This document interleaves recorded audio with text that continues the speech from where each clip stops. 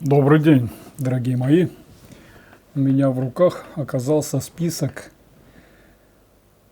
того анонимного письма, который опубликован на сайте Кинешемской епархии к отцу Иоанники.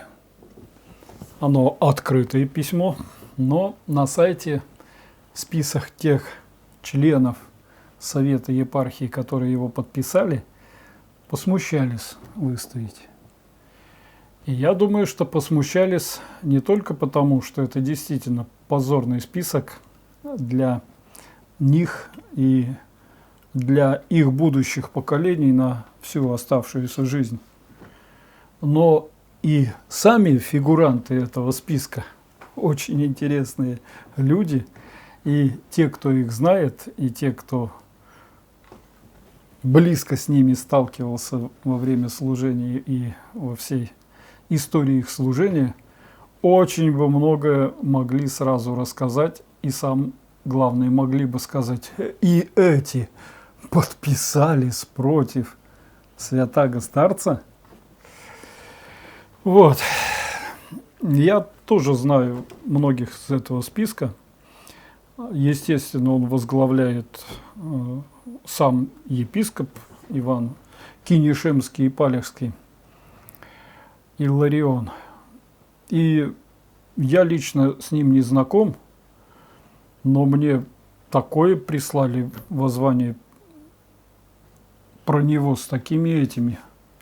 И я не знаю, почему у людей такое устоявшееся мнение, что он... В общем, я-то таких фактов не знаю. Но пишут, что мы все в Кинешме это знаем, и все у нас это. Но второе лицо Ефанов. Про Ефанова я уже несколько раз рассказывал, что это, во-первых, двоеженец. Он в течение служения священником сменил жену, с детьми бросил, женился на другой. Ну, кстати, так не оформился, как мне сказали, так, в общем-то, и считается, что он то ли монах, то ли еще женат на первой жене. И то, что он делает в епархии все это время, это абсолютно разрушительная деятельность. Я вам могу привести примеры, или вам могут привести примеры десятки священников, на которых вот он вот такие кляузы и всякие гонения писал и служил епископу для того, чтобы все это появлялось. И это, ну, в общем, я не знаю, как этого человека даже назвать.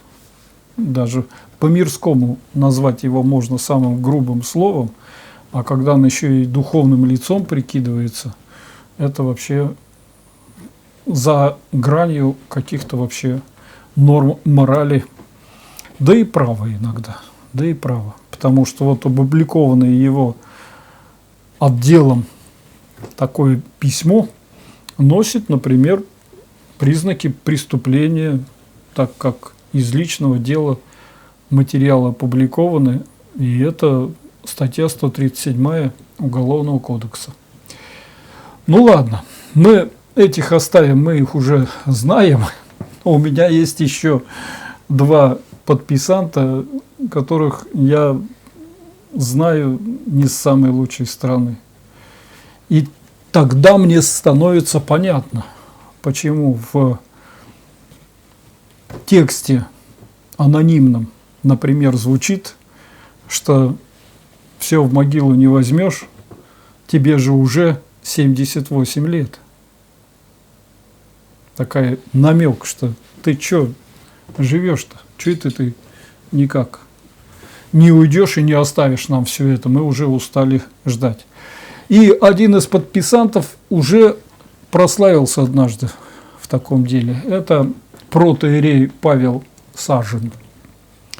У него такая интересная есть история. Он служил со стареньким батюшкой, с Михаилом. Все знают, где служил. Я уж не буду называть, если жители этого села подтвердят, они все это знают. И был у него диаконом. И однажды батюшка очень старенький, такой попал в больницу, тяжело болел. И, находясь там, ему потребовалось позвонить. Вот, что-то. А куда? Тогда не было мобильных трубок, все остальное. Был простой телефон, и он позвонил. И, позвонив, трубку взял вот этот Сажен. И тут еще были, как я понимаю, люди, как мне рассказывали. И Сажен ему и говорит: «А, ты еще не сдох?» И у батюшки случился инфаркт, и на следующий день он умер, у батюшки Михаила. Эта история так возмутила, эта история дошла до архиепископа Амвросия, и архиепископ Амвросий сказал: никогда я его не рукоположу в священники вот за такой поступок. Он в дьяконах долго пробыл, но пришел митрополит или епископ тогда Иосиф, и такие люди очень нужны. Такие люди вот с такими, как говорится, болячками, с такими этими, они всегда подчиненные. Они на все, что хочешь, могут пойти. И поэтому подмахнуть Сажену такую бумагу с намеком, что ты там зажился, не пора ли тебе оставить все имущество нам, я так понимаю, не впервой и не трудно. Но я еще больше и лучше знаю протоиерея Игоря Иудина. Протоиерей пришел на мое место в Пестяках, причем удивительным образом. Он уже начал переселяться и, значит, уже знал, что он придет на мое место, тогда, когда я еще ничего не понимая, служил, думал, что какие наказания, как можно, за что меня можно выгнать, если у меня такой хороший приход, много людей, мы занимаемся реабилитацией наркоманов, детей от рака крови там, и все остальное. Налоги мы епархиальные платим регулярно и платим хорошо. Как можно? Оказалось, все можно. Оказалось, можно написать все, что хочешь, выдумать все, что хочешь, потом с сайтов это убрать и сказать, что мы ничего этого не писали, и завести дело, и долбить тебя этим выдуманным ими же самими епархией, ну и уголовным делом. На меня тоже уголовное дело было заведено, и 4 года длилось. И Игорь Иудин не только был поставлен настоятелем, но еще и был поставлен планомерно проводить дальше вот эти все слухи, все эту трепотню, всю эту ложь на меня здесь, в городе. Столько людей мне подходит и рассказывает, как он про меня рассказывает и что он про меня знает. Да и в газете даже печатал.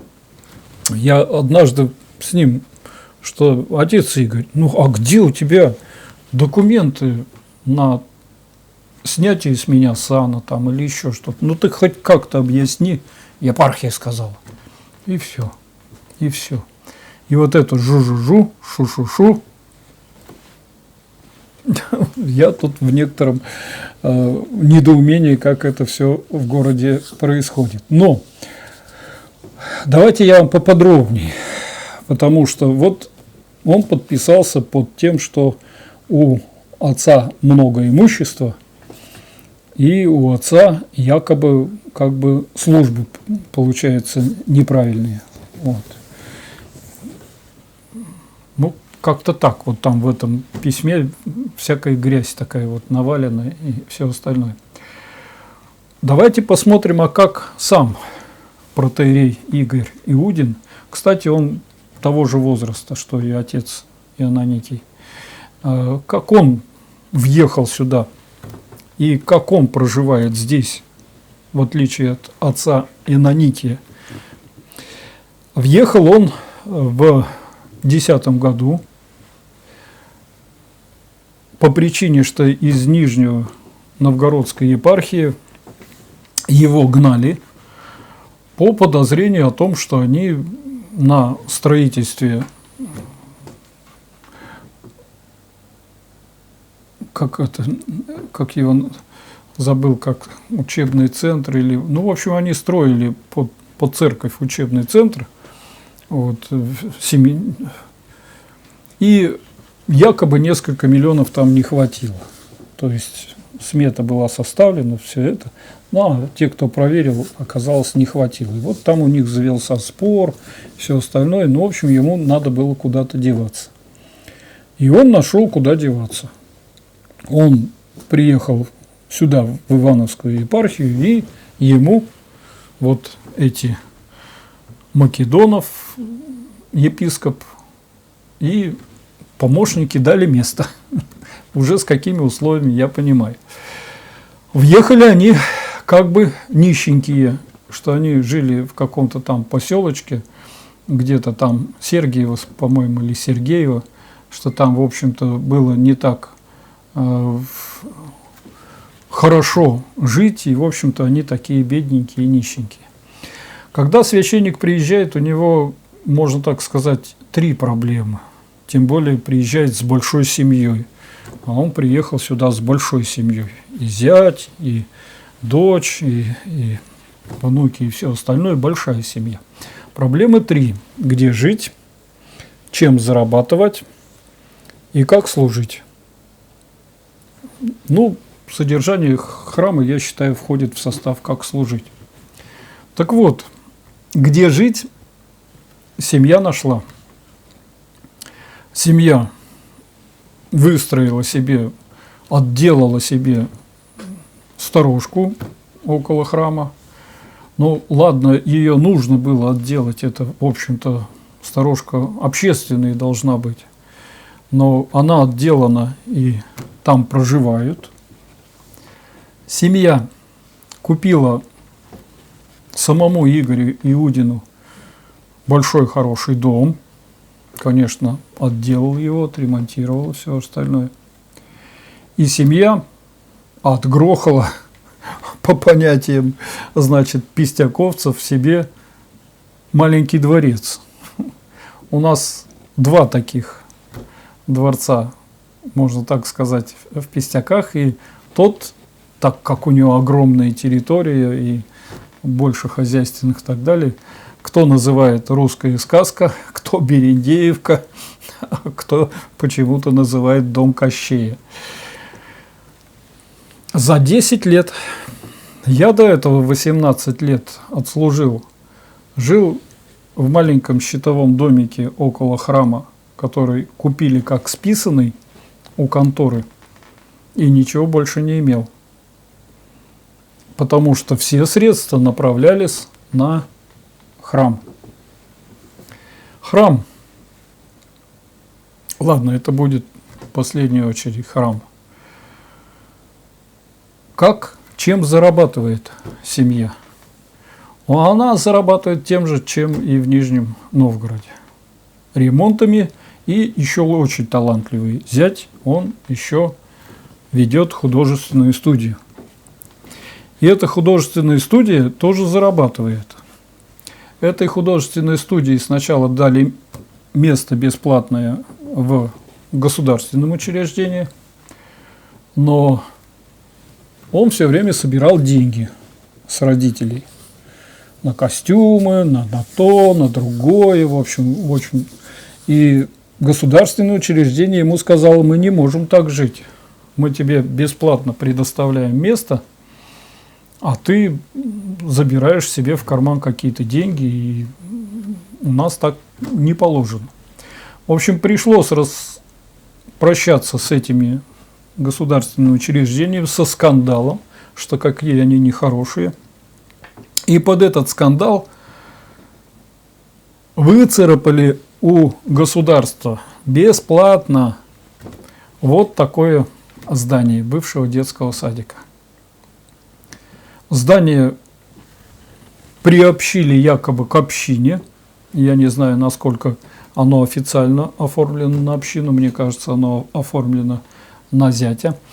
Но община или через нее вложились, отремонтировали, стало красивое большое здание, и деятельность в нем вошла в состав церковной школы, или как там детей-то, значит, ну, церковный кружок. Вот, церковной стала эта деятельность. Но что там делают? Художественная самодеятельность, танцы. Там студии танцев. Впервые в истории православия обучением христианства и православию на основе храма взялись проводить через танцы. Через танцы. Не, я понимаю, что люди талантливые, и у Иудиных талантливые, они могут все это талантливо делать. И действительно, какое-то время этот коллектив у нас здесь гремел, и даже выступал и на каких-то этих. Но я не вижу, как в этом здании он репетирует. Ну вот ни разу в жизни, а уже прошло несколько лет, я почему-то не видел, что там идут репетиции. И сейчас это здание тоже стоит, не действует, никаких там репетиций нет. И под кого и зачем она тогда живет, я не знаю. О том, как проживают на строительстве. Естественно, все работы строительные проводит в храме зять, причем зять еще и служит в алтаре, и причем, как мне говорили, я сам не видел, но говорили прихожане, он второй раз женатый, никакого отношения не имеющий к священному сану, оказывается, допускался даже к причастию, то есть ему давали лжицу в руки, и он причащал. Одна у меня прихожанка говорит, я как увидала такое, я больше никогда не пошла в храм ни на причастие, ни это. Как можно человеку без сана это да? Я не знаю. Но куда уходят все строительные средства? К сожалению, у жителей города такое мнение, что когда они дарят материалы и какие-то еще средства, они почему-то оказываются, эти материалы на том доме, на деревянном, и в этом и обвиняют их. Все соседи считают, что они строят тут за счет храма. Но опять это недоказуемо, как говорится. Но ведь они тогда должны как-то в храме что-то сделать. И в храме они сделали. То, что они сделали в храме, на мой взгляд, тоже преступление. Первое.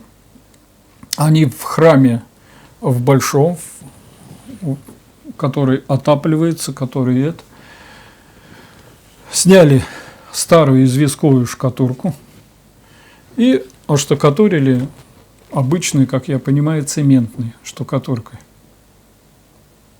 И все. И храм за 10 лет, храм, простоявший с 1754-56 года, целенький и звонкий был, вот когда у нас какие-то потребности были, там что-то, его нельзя было ничем расколотить, размок. Храм идет трещинами. У храма оседают начали стены, потому что он треснул насквозь, прямо рядами кирпичи протрескались, поскольку вот эта штукатурка внутри не дает храму дышать. Естественно, вот вам стены, вот эти трещины, зимой все туда проникает и с каждым годом усугубляется. Я оставлял храм, еще раз повторяю, он как звенящий был, весь цельненький. Теперь фундамент поехал, стены поехали, крыша сыплется. Я вам не могу крышу показать, потому что часть крыши 10 лет, как мы купили железо, но не успели покрыть им, так и стоит под клеенкой. Хотя сумели перекрыть Иудины, все остальные свои это. Но еще страшнее то, что в летнем храме сделать решили тоже они косметический ремонт, и под это сбили старую штукатурку с фресками, с ценными дорогими фресками, писанными когда-то палежскими художниками, ради которых храм был федеральным памятником культуры. Федеральным памятником культуры. Признак федерального памятника теперь отсутствует. Я показывал, там есть ролик, где вот эти фрески просто валяются на земле, как мусор. И, конечно, любые историки, понимающие, о чем идет речь, плакали бы над этими фресками. Федеральный памятник. Теперь памятника нет, фресок нет, там стало посвежее. Слава Богу, храм не отапливается, он пока еще не трещит. Но как только кто-то задумает там тоже сделать тепло, то будет так же, как с зимним храмом. Еще хуже, потому что он высокий, и если он треснет, то мама не горюй. Ну и все остальное. Сзади мы тоже не успели сделать крышу, только заканчивали. Должны были сделать дальше стену. 10 лет сзади стена такая простояла. Все стоки, под которые тоже так и не сделаны.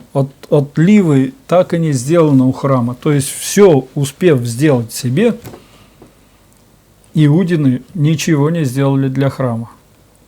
Сделаны как бы новые иконостасы и так далее, старые иконы все увезены на хранение в епархию, якобы так. Поэтому, а судьи кто? Здесь вот только одно можно сказать. А судьи кто? Нет, я понимаю, вот, что когда надо кормить семью, и когда у тебя такая может быть поведение, но можно даже простить это поведение, если это поведение еще и как-то отражается на людей. А на людей никак. Имущество есть, храм загублен, прихожан нет.